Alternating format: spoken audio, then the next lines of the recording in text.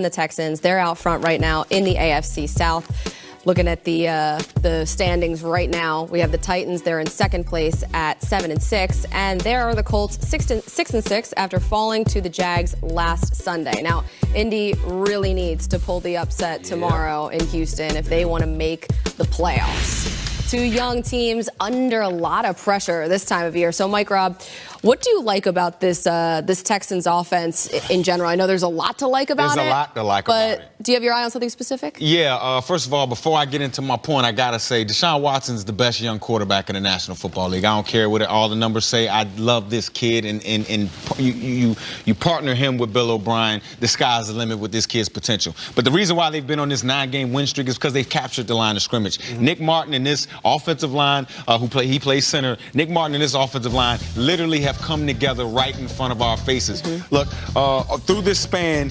Lamar Miller has rushed for 700 yards. I mean, look at this run right here, man. 97 yards. We need to see more of that from him. We don't see it all, every single week.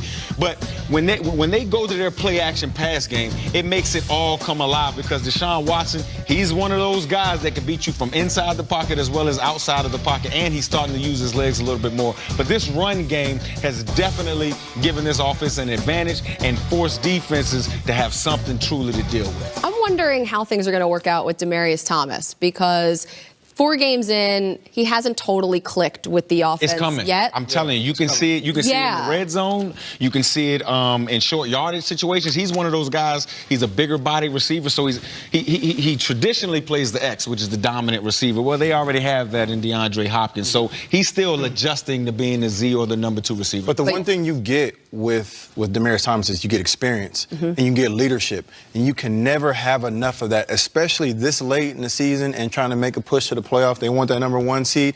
He's going to be able to help those guys. He's going to be able to help some of those young players because he's been there and done that before. And leadership, I mean, this is priceless. You can't put a number on it. But as far as the Colts, if they want to have a shot to win this game, last time they played, they sacked Deshaun Watson 7 times. They're going to have to sack him 7 more times if they want to have a shot to win this game because, like you just said, he's one of the best young quarterbacks in this league right now. But he does have times where he holds on to the football too much. We talked about it after this game right here. There were times where he could have threw it away, and he didn't. He chose to be an athlete and try to run and create extend plays with his legs.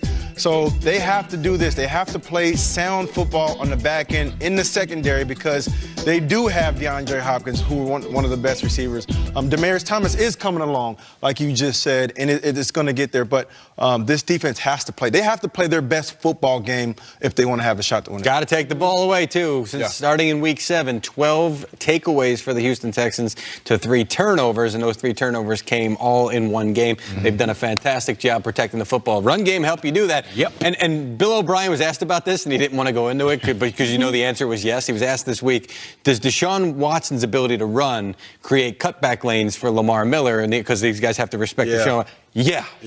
Sure. O'Brien was like, well, I'm not going to get into it, but he's the quarterback. He has the ball in his hands sometimes. That was basically the answer.